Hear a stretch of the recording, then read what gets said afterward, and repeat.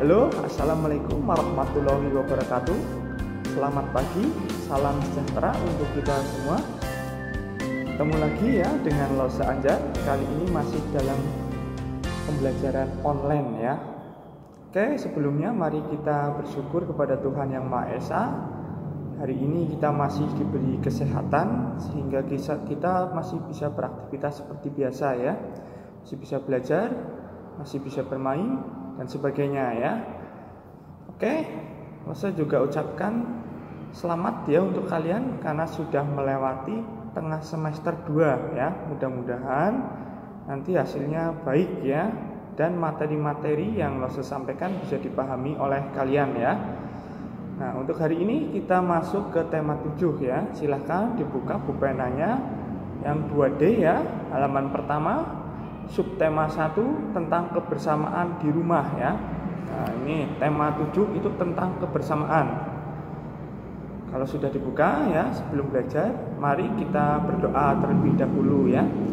Berdoa menurut kepercayaan dan agama masing-masing. Berdoa dimulai.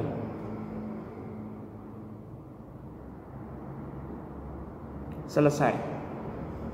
Oke, silakan hari ini kita yang pertama, halaman pertama, belajar bahasa Indonesia ya. Bahasa Indonesia tentang pengertian fabel. Nah, ini ya, pengertian fabel. Nah, fabel itu adalah ya cerita tentang hewan ya, cerita tentang hewan ya yang berperilaku seperti manusia ya, layaknya seperti manusia. Jadi dalam cerita fabel itu biasanya tokoh-tokohnya itu hewan, kan tetapi hewan itu bisa berbicara seperti manusia ya, dan juga biasanya punya nama. Nah, ini ya, jadi layaknya seperti manusia. Jadi ada cerita, bisa model cerita, juga ada film. Nah, sekalian mungkin sudah pernah lihat ya film tentang hewan ataupun cerita-cerita tentang hewan. Nah, di situ kan biasanya ada nama tokoh hewannya ya, dan juga hewan itu bisa saling berbicara. Nah, ini ya. Hari ini kita belajar tentang fabel ya. Oke. Kalau sudah, mari kita belajar ya. Mari kita simak ya. Di situ ada cuplikan fabel. Nah, ini nanti saya bacakan ya. Saya bacakan, silahkan kalian simak. Bacalah cuplikan fabel berikut. Oto, si unta terkulai lemas di tengah padang gurun. Padang gurun yang kering dan panas membuatnya kehausan. Terbanglah Rara si burung dara di atas Oto. Oto, ayo ikut aku. Aku tahu di mana tempat banyak air, ajak Rara. Terima kasih Rara, aku haus sekali. Sesampainya di sumber air, Oto menyimpan banyak air di tubuhnya. Sejak saat itu, Oto dapat bertahan selama beberapa hari tanpa minum air. Nah, itu adalah cuplikan fabel ya. Nah, di situ bisa kita lihat ya. Nah, Oto adalah seekor unta ya. Nah, ini jadi unta yang bernama Oto. Nah, ya, betul ya. Dan ada burung dara yang bernama Rara. Nah, ini kan ya, namanya seperti nama manusia ya, mempunyai nama ya. Jadi Oto itu seekor onta dan Rara itu seekor burung dara ya. Nah, keduanya juga saling berbicara ya.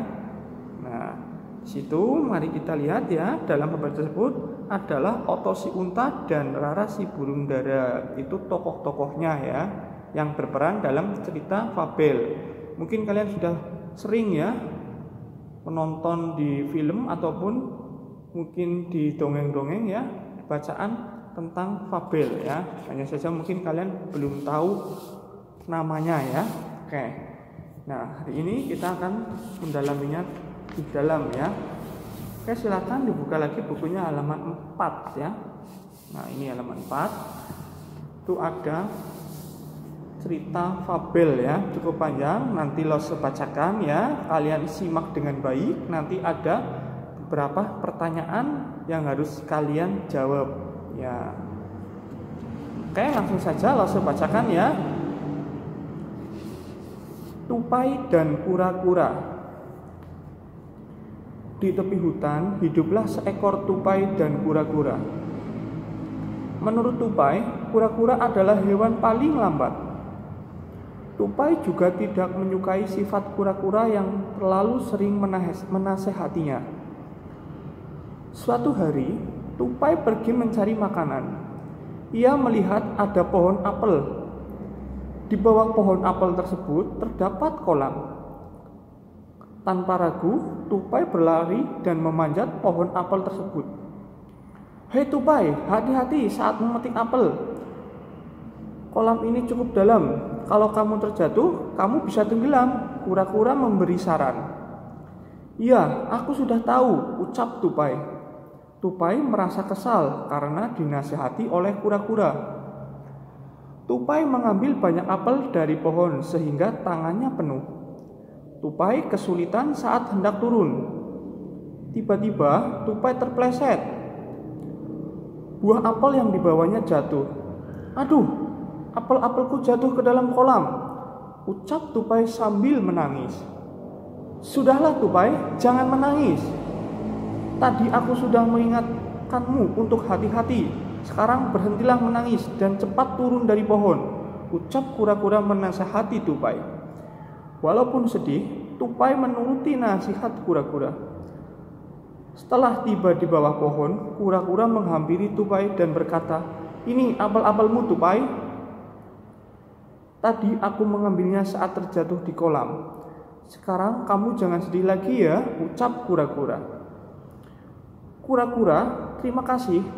Maafkan aku tadi tidak mendengarkan nasihatmu," ucap tupai sambil menangis. Kura-kura memaafkan tupai. Tupai pun membagi apel yang dipetiknya kepada kura-kura. Mereka memakan apel tersebut bersama-sama. Kini mereka berdua menjadi teman baik.